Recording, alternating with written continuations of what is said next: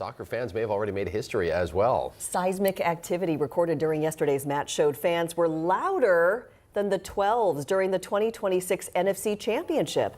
According to data from the Pacific Northwest Seismic Network, World Cup fans hit seismic amplitudes higher than the biggest moments during the Seahawks game. However, the data shows the World Cup game was overall quieter compared to the entire NFC Championship. Those loud peaks happened during both goals scored in the game. So we still have 5 World Cup matches left. Scientists will be tracking seismic activity at every game. But, you talk about nearly 70,000 soccer fans. Yeah, a lot of noise. They can be loud too. Yeah, you don't have the peaks of every 2.5 minutes that you do in NFL football. Right. So it's more of a loud roar the whole time. It's pretty exciting. I mean, it's just having them in town, et cetera. It really is. It's just really. I was cool yesterday morning watching all the people dressed in their country teams in Egypt and walking Belgium. by the studio. Just Dressed like waiting King for the Tut. light out there and stuff. Dressed like King Tut, yes. But moving better than he is these days. So.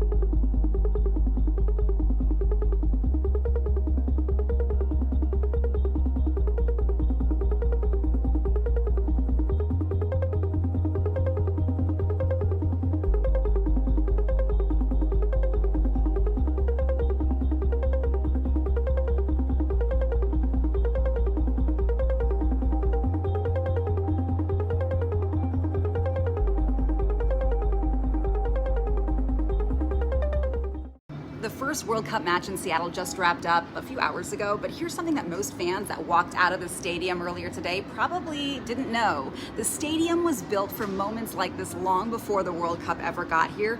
Did you know that when Lumen Field was designed in the late 1990s, it wasn't just meant to be a football stadium or a home for Seattle soccer. It was designed as a multi-purpose international stadium. It was built to meet global standards for major events. And there's one more thing. Did you know that they thought of everything from the field layout to the sight lines to the broadcast setup, engineered so this stadium could transform into a global stage? So when something like the World Cup shows up, it doesn't feel like the stadium is changing for it. This isn't just Seattle hosting the world. It's a stadium stepping into what it was built to do. Seattle's first World Cup match is in the books. I'm in the heart of Pioneer Square, which is a pedestrian-only zone on match days. And everyone around here says things went pretty much without a hitch. So starting very early in the morning, several hours before each and every match, there will be 6 of them in Seattle, roads are closed to traffic for the most part throughout all of Pioneer Square, leading toward Lumen Field, or Seattle Stadium as it's called for World Cup purposes. The estimate was that they would remain closed about 2 to 3 hours after the match.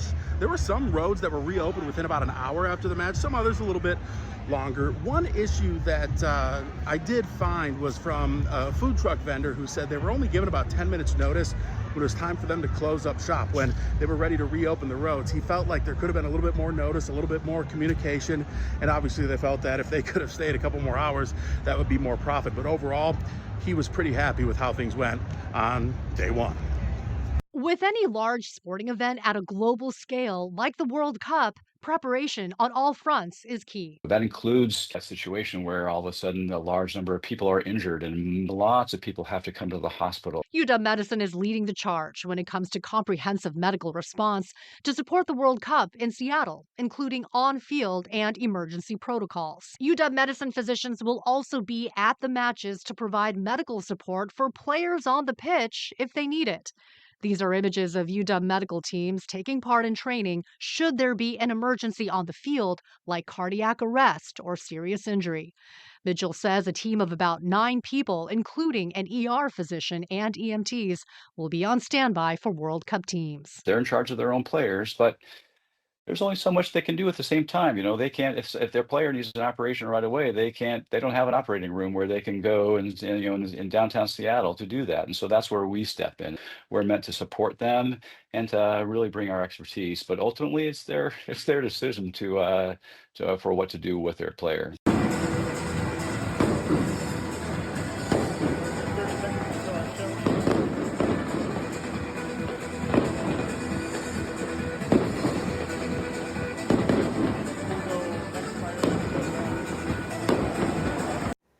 Ahoy, shallow, welcome to the Sub Pop Waterfront store. Sub Pop Records opened a new flagship store called Sub Pop Waterfront, located at 908 Alaskan Way, across the street from the ferry terminal in the historic Maritime Building. I mean, most people come in and they're like, what is Sub Pop? And you have to tell them. Usually I just say Nirvana. Usually you just show them this, and then they get it. They go, oh. It's basically, you know, the biggest record label, Seattle. And like, if you know Nirvana, we did the first record. It's a copy of the original invoice of the first order of Bleach records for Nirvana. It was $1.10 per record at the time. 1,000 records for $1,100. That's the platinum record for Bleach. Sub Pop Waterfront offers vinyl, books, apparel. There's a lot of cool old flyers. That was sort of the whole point of this store, was have more memorabilia. King 5 Evenings photog Diane here. Sub Pop Waterfront even has the poster for Hike, a movie that I'm in. During Kurt Cobain's memorial, I am shooting for King 5. Yeah, that's me in the purple sweatshirt with my camera and tripod. Kind of a sad time, actually. We were all devastated by the news of Kurt. So Sub Pop Waterfront will bring back memories, good ones and sad ones. But you should check out this place. It's super cool. We're on the water, we're dodging seagulls. You know, I'm hoping to find a mermaid.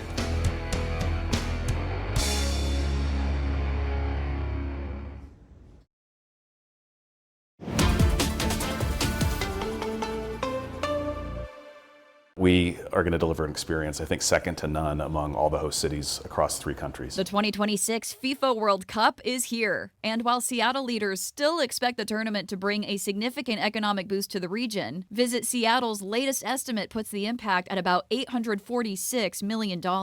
That's down from an earlier projection of $929 million released last year, a decrease of about 9%. At the same time, an April hotel industry report found many hotel operators in host cities, including Seattle, say bookings aren't coming in as strongly as expected. 75% of Seattle members who responded to the survey said their booking pace was below expectations as of April. The report cites several possible factors, including softer international travel to the U.S., visa challenges, higher travel costs, and FIFA releasing large blocks of hotel rooms back into the market. Near the stadium, Tanya Wu says bookings in the Chinatown International District have so far been fairly similar to what the neighborhood saw this time last year. Many of us are getting ready. We have realistic expectations. We're not expecting major surges in crowds. We think it's going to be business as usual. Business and community leaders say the real opportunity is making sure visitors spend time and money in neighborhoods outside the stadium district, like Pioneer Square. We're seeing foot traffic increase from, back from COVID times. The first Thursday Art Walk is actually exceeding pre-pandemic levels by about 30%. So we are seeing people come down, and I think this is just a really great moment in time to show off our neighborhood. City leaders say the success of the tournament won't just be measured inside the stadium, but by how many people come downtown and take parts in events across the city. Even if you don't have a ticket to a match, come downtown. The watch parties that are going to be taking place on the waterfront in Westlake Park and Occidental at Pacific Place that are free, the vibes are going to be great.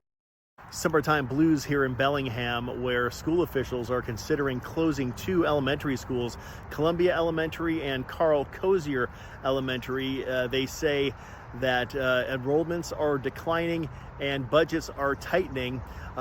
These 2 schools combined hold about 500 or 600 kids. The district says that the birth rate of children is dropping in this area by about 20%, and so they have to plan accordingly. Parents here say the closure of these 2 schools would be really difficult on their communities. They say these are schools where kids are able to walk to school. They're very closely knit communities. The kids all know each other. They say more so than what happens in the classroom is what happens outside the classroom. Kids gained a sense of resilience, independence, because they're able to walk to and from school, bike to and from school. They know all of their friends. They know all of their neighbors. They know all of their classmates, and they feel like they truly fit in this community. Where those kids will be shipped if these 2 schools do indeed close is still unknown. With Seattle hosting 6 World Cup matches, neighborhoods near the stadium, like Pioneer Square, are expecting an economic boost.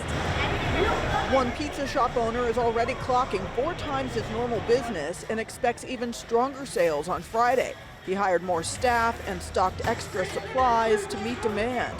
Hotel bookings are trailing projections, but he says the neighborhood is still riding an economic boost. I've talked with a few of the restaurant and hotel owners here, and they're a little bit less than what they thought, but we thought it'd be crazy. Hopefully we were able to have a fun watch party here. I'm hoping to get a lot of people together, everyone come together, watch the game, get some food. In the Chinatown International District, Seattle Parks and Recreation set up a watch party at Hing-Hay Park, drawing fans into local restaurants. City leaders expect the tournament to pump $846 million into the regional economy. There was a rally outside of the Tukwila ICE field office earlier today for 2 Honduran siblings who were arrested by ICE and then deported to Honduras less than 48 hours after their arrest. 17-year-old Isaac and 21-year-old Jocelyn were taken into custody by ICE on Saturday as they were going to get some food. And advocates told us not to use their last names because of privacy, but they did say that Isaac is a 2-time cancer survivor and also an amputee, and that was why he and his family were in the U.S. because they were trying to accommodate his medical needs, and they say that he was working with Seattle Children's to figure out a treatment plan for his cancer. Today we heard from Jocelyn's boyfriend, who was planning on proposing to her a few weeks ago. He said that this morning, after not hearing from her for 48 hours, he got a call from her and she was calling from Honduras to let him know that they are safe and they're in Honduras. We have reached out to ICE to ask why Jocelyn and Isaac were taken into custody but haven't heard back. World Cup being here. I'm excited because it's the second time it's here. And I haven't got to see it the first time. Who is your favorite team? Maybe South Korea or USA. What do you think about this? So you've been here, you've been playing some of the games and stuff. What do you think about this whole Pacific Mall? It's really cool because I like this whole TV thing. It's really big and I can see a lot of it. How exciting are you to be with your dad and your brother to be here to watch? Very excited. Thanks a lot, bud. Planning to take the Link Light Rail to a World Cup match? You may need a backup plan for your bike or scooter. I'm Bethany on the King News Desk, and here's what Sound Transit is telling us. Sound Transit says bicycles and scooters will not be allowed on board Link Light Rail during FIFA World Cup match days because of expected crowding. The restriction runs from June 15 through July 6 and applies to both one-line and two-line. Officials say the goal is to make more room for passengers as thousands of fans travel to and from matches across the region. So if you're heading to a game and normally ride to the station, you'll want to plan ahead before hopping on the train. In Whatcom County, a herd of goats had to be rescued from a fast-moving barn fire. This video shows the massive flames at Grace Harbor Farms in Custer on Friday. The owner says employees tried to put out the fire themselves, but the flames spread quickly. North Whatcom crews were able to prevent the fire from spreading to a diesel tank and nearby Raspberry Farm. All of the goats inside the barn were rescued. No one was hurt. The owner tells us he believes the fire was caused by an exploding battery that was charging inside. So this is a really silly little thing that brings me a lot of joy. As the weekend meteorologist, I come in after our morning meteorologist, Ashley Ruiz. Ashley is one of the biggest animal lovers I have ever met in my life, and she always pulls up the Seattle Aquarium's otter cameras during her morning show, and she'll leave it up so when I come into work, I get to see them. So look at this. This is what I come into work to. And I've been watching these little dudes all day, and I'm just, first of all, obsessed with them because they look like floating potatoes. I think they're holding some sort of toy. It has some shapes in it. It's pretty cute, but it always just puts a smile on my face. And I want everybody to do what these otters are doing and find ways to stay cool the next couple of days because, oh my gosh, just look at him. He's so cute. Find ways to stay cool the next few days. Sunday and Monday, temperatures across Western Washington will be in the 80s and into the low 90s. These are the warmest temperatures of the year so far. So be like these otters and find ways to stay cool.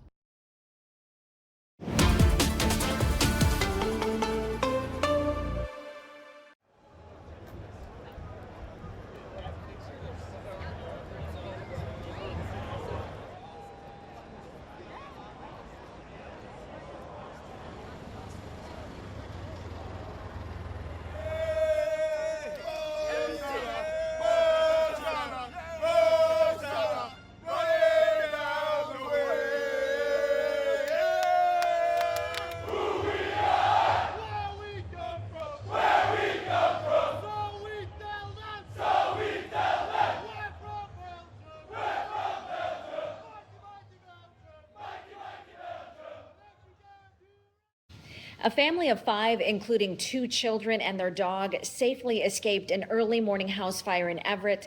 Sadly, the family's cat died in the fire. The Everett Fire Department shared these photos to show us what happened at about 3 o'clock this morning along Bailey Avenue, not far from Harborview Park. They got the call this morning, Saturday, June 13th, for a fire at a single-family home. The fire department said one of the family members woke up to the smell of smoke, saw the fire, and started alerting everyone else in the home to escape. None of the family members or firefighters were injured. Firefighters confirm there were working smoke alarms inside the family's home and say this is a good time to remind everyone how important smoke alarms are. Here are some fire safety tips for you. Install smoke alarms on every level of your home and in or near sleeping areas. Create and practice a home escape plan for everyone in your home. Make sure you have 2 ways to get out of every room.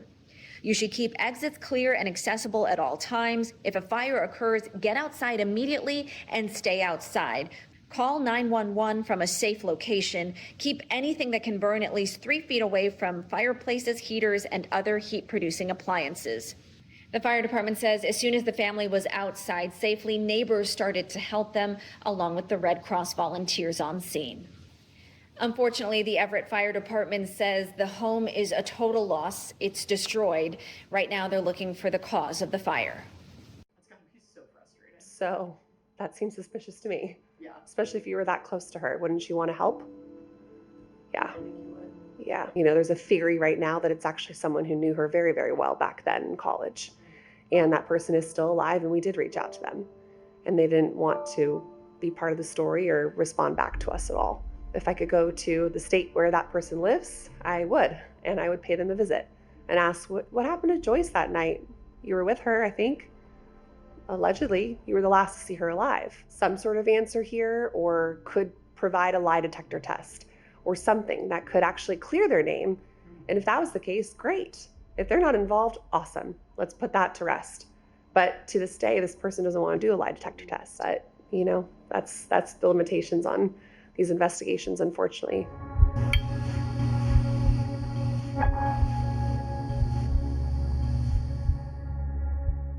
Hey farmers, it's time to cut hay. This is a PSA for all of our farmers in Washington, but I think other people might find this interesting too. I live on a farm.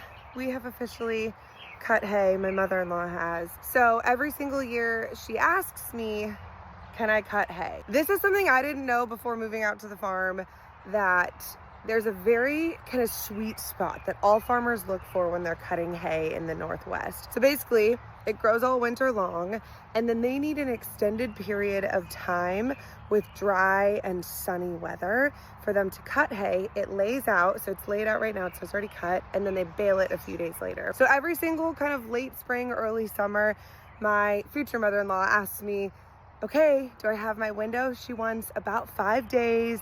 Temperatures warmer than 70 degrees, the warmer the better. No morning clouds, because that can add dew to the hay and make it wet. You want it to dry. That's what it's doing right now. So I'll keep an eye out and I'll say, okay, you can cut hay now. Or, ooh, you know, you only have a 3-day window. I wouldn't. I'd wait for the next window. She's already cut.